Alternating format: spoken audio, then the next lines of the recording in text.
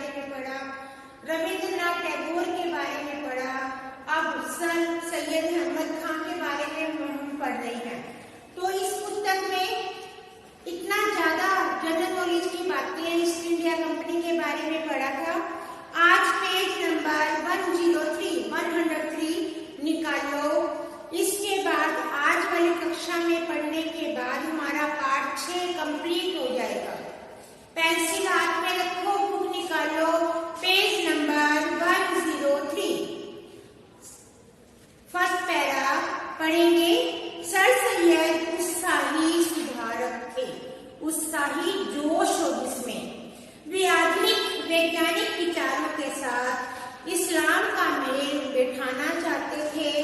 वे नए ढंग की शिक्षा को बढ़ावा देना चाहते थे। अर्थात क्या मतलब है, वे नई शिक्षा प्रणाली लागू करना चाहते थे। राष्ट्रीय आंदोलन के आरंभ से वे भयभीत हुए क्योंकि उनका विचार था कि ब्रिटिश अधिकारियों का किसी भी तरह का विरोध करने के कारण उन्हें अपने शैक्षिक शिक्षा से संबंधित कार्यक्रम में उनकी सहायता नहीं मिलेगी।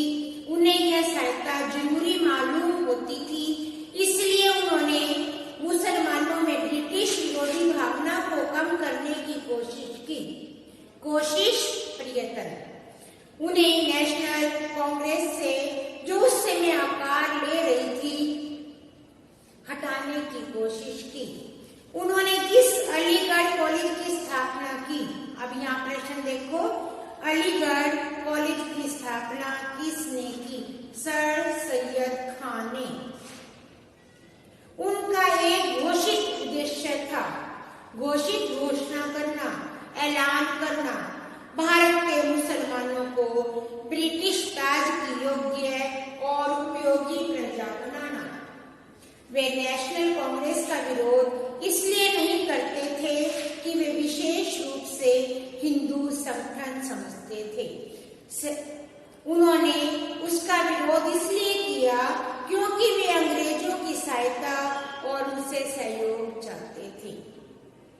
उन्होंने यह दिखाने की कोशिश की कि कुल मिलाकर मुसलमानों ने गद्दार में हिस्सा नहीं लिया, वे ब्रिटिश सत्ता के प्रति वफादार रहे। कौन? सर सैयद। ब्रिटिश सत्ता, ब्रिटिश शासन के प्रति उन्होंने वफादारी निभाई। वे किसी रूप में हिंदू विरोधी या सांप्रदायिक पुष्टि, ये शब्द सिर्फ धार्मिक अंतर बताने के लिए है, वरना सब लोग, चाहे वे हिंदू हो, मुसलमान, यहाँ तक कि ईसाई हो, जो भी इस देश में रहते हैं, इस दृष्टि से सब एक ही राष्ट्र के लोग हैं। सर सैयद अहमद खान का प्रभाव मुसलमानों में उच्च वर्ग के कुछ लोगों तक सीमित था। उन्होंने शहरी या देहाती आम जनता से संपर्क नहीं किया, संपर्क मेलजोल। सर सैयद के कई योग्य उल्लेखनीय सहयोगी थे। सर सैयद अहमद अपने प्रयत्नों से इतनी दूर तक सफल हुए कि मुसलमानों में अंग्रेजी शिक्षा आरंभ हो गई। उनका दिमाग राजनीतिक आंदोलन से हट गया। एक मुस्लिम एजुकेशनल कॉन्फ्रेंस शुरू की। उसने नौकरियां और दूसरे पेशों में उभरते हुए मध्य वर्ग के मुसलमानों को आकर्षित किया। यह बात ध्यान देने की है। गदर के बाद के समय में भारतीय मुसलमानों में जितने विशिष्ट लोग थे, विशेष जिनमें सर सैयद भी शामिल हैं, सभी ने अपनी पुरानी परंपरागत शिक्षा पाई थी। हाँ, उनमें से कुछ लोगों ने बाद में अंग्रेजी का ज्ञान हासिल किया। नई पश्चिमी शिक्षा ने तब भी उनके बीच कोई उल्लेखनीय व्यक्तित्व पैदा नहीं किया। वर्ष 1912 भारत में मुसलमान दिमाग के विज्ञान की पुष्टि दृष्टि से उल्लेखनीय है। उस साल 2 नए साप्ताहिक निकलने शुरू हुए। साप्ताहिक का मतलब सप्ताह में जो एक बार। उर्दू में अल हिलाल और अंग्रेजी में द कॉमरेड। ये क्या थे? पत्रिकाएं। 2 पत्रिकाएं कौन सी थी? उर्दू में अल हिलाल, अंग्रेजी में द कामरेड, ये भी प्रश्न बना। अल हिलाल का आरंभ अबुल कलाम आजाद ने किया। ये 24 वर्ष के प्रतिभाशाली नवयुवक थे। कितने साल के थे? 24, जो 15 से 20 वर्ष की आयु में अपने अरबी फारसी के ज्ञान और गहन अध्ययन के लिए प्रसिद्ध हो गई। कौन? अबुल कलाम आजाद। उनके साथ उन्होंने बाहर की इस्लामी दुनिया के बारे में जानकारी हासिल की। उसके सुधारवादी आंदोलनों के बारे में चल रहे थे। उन्होंने धर्म ग्रंथों की भी व्याख्या की। वे इस्लामी देशों में किसी भी अन्य भारतीय मुसलमान की अपेक्षा अधिक प्रसिद्ध हुए, अर्थात वे बहुत ज्यादा प्रसिद्ध हुए। उनका दृष्टिकोण अधिक उदार और तर्क संगत था। इस कारण वे मुस्कुराने नेताओं के सामंती, संकीर्ण धार्मिकता, अलगाववादी दृष्टिकोण से दूर थे। अपने इसी दृष्टिकोण के कारण वे अनिवार्य रूप से भारतीय राष्ट्रवादी थे। आजाद की शैली में उत्तेजना, तेजस्विता थी। कभी कभी वह फारसी पृष्ठभूमि के आधार कुछ कठिन प्रतीत होती थी। नए विचारों के लिए उन्होंने नई शब्दावली का प्रयोग किया और उर्दू भाषा जैसी आज है उसे निश्चित रूप योगदान दिया। उसने मध्ययुगीन पंडिताओं, 18वीं शताब्दी की तार्किकता, आधुनिक दृष्टिकोण का विचित्र मेल था। क्या क्या मेल था? पंडिताईपन भी था, तर्क शक्ति भी थी और आधुनिक दृष्टिकोण भी था। अलीगढ़ कॉलेज में सर सैयद खान से उसका संबंध था। किसका? अबुल कलाम आजाद का। लेकिन अलीगढ़ कॉलेज की परंपरा अलग थी। राजनीतिक और सामाजिक दोनों दृष्टियों से वे रूढ़िवादी थे। रूढ़िवादी जो परंपराओं को मानते हों। अपने विद्यार्थियों के सामने वे जो मुख्य लक्ष्य रखते थे वह था निचले दर्जे की सरकारी नौकरी में प्रवेश करना। इसके लिए सरकार समर्थक रवैया अनिवार्य था। रवैया, व्यवहार। राष्ट्रवाद, विद्रोह के लिए कोई गुंजाइश नहीं थी।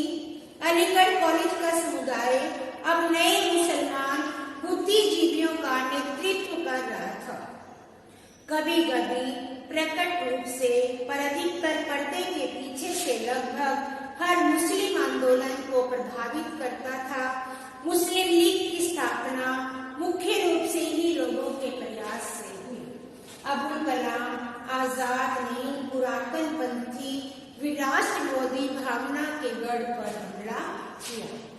कहने का मतलब है जो पुरानी परंपराएं थे, जो राष्ट्र के विरोधी लोग थे, उनका उन्होंने विरोध किया। हर काम उन्होंने ऐसे विचारों के प्रसार से किया जिन्होंने अलीगढ़ परंपरा की जड़ ही खोद दी। इस युवा लेखक पत्रकार ने मुस्लिम बुद्धिजीवी समुदाय में सनसनी फैला दी। यद्यपि बुजुर्गों ने उस पर धूल चढ़ाई, पर युवा पीढ़ी के दिमाग में उसके शब्दों ने उत्तेजना पैदा कर दी। प्यारे बच्चों, यहाँ बताया गया जो पुराने लोग होते हैं वे लकीर के फकीर बन गए थे, इसलिए उसने युवा वर्ग में जोश उत्पन्न किया और उसकी बातों का प्रभाव युवा समुदाय पर पड़ा। लास्ट पॉइंट है तिलक और गोखले। बाल गंगाधर तिलक का नाम सबने सुना है ना? यही गोपाल कृष्ण गोखले का नाम भी सबने सुना है, तो उसके बारे में यहाँ बताया गया। नेशनल कांग्रेस जिसकी स्थापना सन 1885 में हुई थी।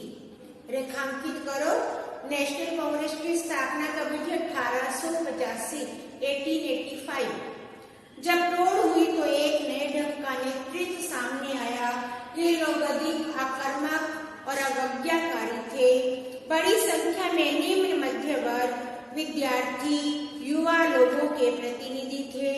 बंगाल विभाजन के विरोध में जो शक्तिशाली आंदोलन हुआ था उसमें कई प्रकार के योग्य ओजस्वी नेता उभर कर आए, लेकिन इसके सच्चे प्रतीक महाराष्ट्र के बाल गंगाधर तिलक थे। कहाँ के थे? महाराष्ट्र के। पुराने नेतृत्व के प्रतिनिधि भी कम उम्र के मराठा सज्जन गोपाल कृष्ण गोखले थे। क्रांतिकारी नारे हवा में गूंज रहे थे, संघर्ष अनिवार्य था। इस संघर्ष को बचाने के लिए कांग्रेस के बुजुर्ग नेता दादा भाई नौरोजी, अब कांग्रेस के बुजुर्ग नेता कौन थे? दादा भाई नौरोजी, जिन्हें राष्ट्रपिता समझा जाता था, अपने अवकाश प्राप्त जीवन से वापस लाए गए, अर्थात रिटायर हो गए थे तो दोबारा उन्हें लाया गया। बचाव थोड़े ही दिन के लिए हुआ। 1907 में संघर्ष हुआ, इसमें पुराने उदार दल की जीत हुई। इसमें संदेह नहीं कि राजनीतिक दृष्टि से सजग भारत की बहुसंख्यक जनता तिलक और उनके समुदाय के पक्ष में थी। कांग्रेस का महत्व काफी घट गया था।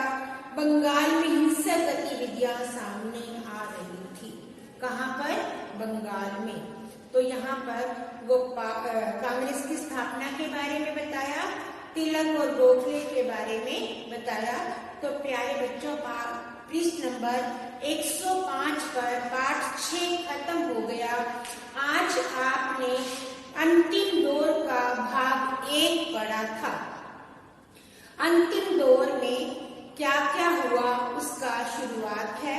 इसमें आज हमने कांग्रेस की स्थापना तक पढ़ लिया। पाठ 7 बाद में पढ़ेंगे। आप सभी बच्चे पाठ 6 को खुद भी दोबारा से पढ़ेंगे। जब आप खुद दोबारा पढ़ेंगे, जैसे हम न्यूज़पेपर पढ़ते हैं तो एक बार पढ़ने के बाद हम खबरें भूलते नहीं। तो प्यारे बच्चों, जब किसी बुक की रीडिंग करते हैं तो न्यूज़पेपर समझकर पढ़ा करो, तो आपको कभी भूलेगा नहीं, हमेशा याद रहेगा। और बेटा काम समय पर किया करो और आप सब अपना ध्यान रखा करो। धन्यवाद।